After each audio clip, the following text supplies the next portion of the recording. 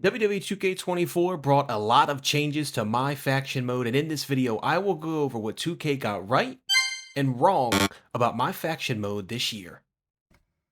Now, I'm a person who likes to start off with the positives, so we'll start off with what 2K got right. And the first thing I think we have to focus on are Persona cards. Now, Persona cards were added to the game at the request of basically the whole community, and these cards can be unlocked and used in all modes throughout 2K. If there's one improvement I would like to be made, it would be more clarity on these cards and how you unlock them, these oddity cards, but I think that's going to come at a later date, so I'm not too worried about that. I just wish that honestly they were attainable at launch.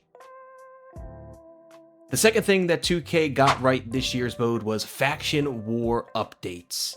Now, Faction Wars got pretty much a complete overhaul this year for the most part, and I think that the changes that they made to the mode made it more fun, more random, not as much repetitiveness, and it's been a joy. And honestly, it gives you some of the best cards in the game with the Faction War credits that you receive. And so being able to get some of the better cards in the game for just grinding the game, not having to rely on packs, which we'll get to later in this video, I think is a big W for 2K this year. Us no money spent players like myself always appreciate anything that we can get that has to do with grinding, that can be even a little bit fun, but we can get cards that we can compete with online or just with other cards throughout the mode. And I think that the updates that they made to Faction Wars, giving us better rewards along the way, were a huge W for 2K this year, and Faction War honestly has been fun to play this year, and knowing the cards you're getting are worth it make it that much more rewarding. So far we've covered Persona cards, Faction War updates, and the third thing is different modes for different players. Now, I think 2K realized that not everybody who plays this mode wants to play it online. Now, a good portion of the community may want to, but that's not going to be for everybody, and so they added all these different modes. Some are returning, some are new, some they've just redone. You're looking at weekly towers right now, which is good for offline players. Honestly, there's good variety in these matches. The live events as well, I think, are really fun, and they give you that instantaneous reward versus the weekly towers. You have to play a certain amount of matches to get there. If you win one match on the live events, you get a card or MyFaction points or a pack or something like that. And then for online players, adding ranked play. Now, ranked play certainly has its flaws. Some we will go over in this video, some we will save for a future video. But the fact that they added it to the mode this year, I think has been a huge positive for those like myself who do want to hop online and use some of these cards that we are grinding for against other players across the world. Now we've hit the good, let's go to the bad, and there is some bad in the game this year, and I have to start with the markets.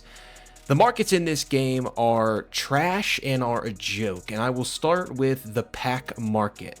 I don't think the packs are that bad, the odds aren't that bad, it has nothing to do with that really at all.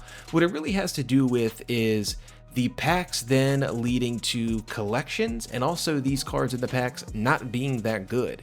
You see right now the best card in this pack is this Stratus, which we can't currently use online, which will come up again later in this video. But I just think that these packs are terrible. There's also nothing to do with your MyFaction points with the cards you get that you don't want. You can see here that we're going through the card market because 2K has decided they're going to control the prices this year instead of allowing the community to control them. And so what it has created is basically a card market that is useless, dry, and it is pretty much worth nothing. MyFaction points right now are good for pretty much nothing. Now you can see there are different tiers in the filter, so hopefully changes will be coming to this card market, but right now it is an absolute joke.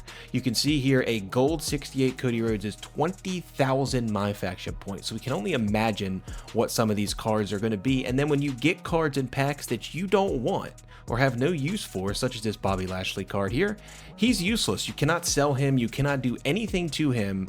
He is pretty much only good for gaining collector levels, which you have to get a ton of cards for just to get something decent. We're talking about cards over 200 just to get rubies.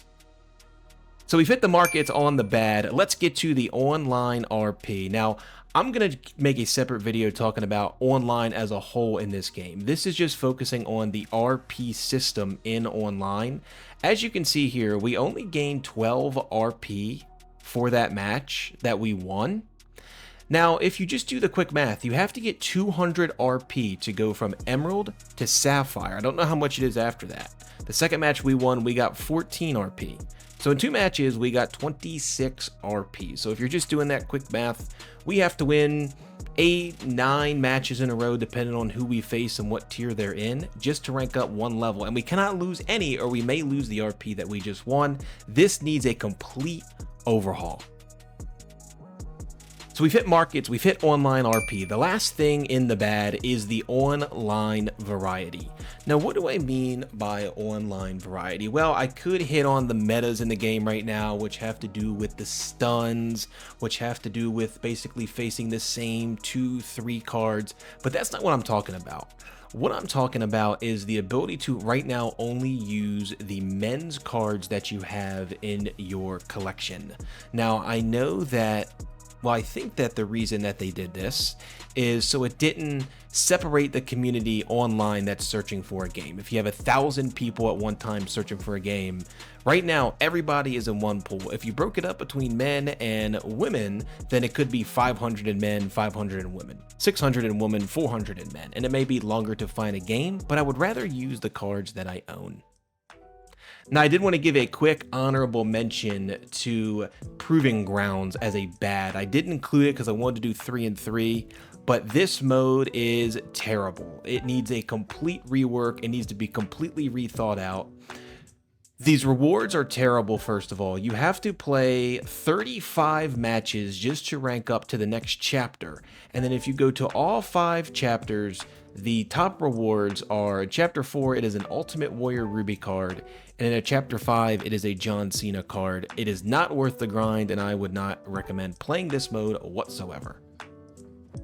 So that's it. That's what we've hit so far. 3 good things, 3 bad things. Overall, I think this mode is in a decent enough place to get by. It is the 3rd year this mode has been in the game, and it is the best it has been, but it still has a lot of work to be done, and hopefully some of these issues that I have with the mode are resolved throughout the year. I will make in a separate video talking about just the online portion of MyFaction, because that deserves its own separate video. Thank you guys so much for watching. If you enjoyed the video, please do like, again, comment down below. Let me know your thoughts on the mode so far, if you've been enjoying it, if you agree or disagree with this list of the 3 good and the 3 bad this year in MyFaction mode. And also subscribe to the channel if you're not already. We post almost on the daily WWE and sports gaming content. We're building a nice little community here, and I would love for you to be a part of it. Thank you guys again so much for watching. I appreciate all of the support, and I will see you in the next video.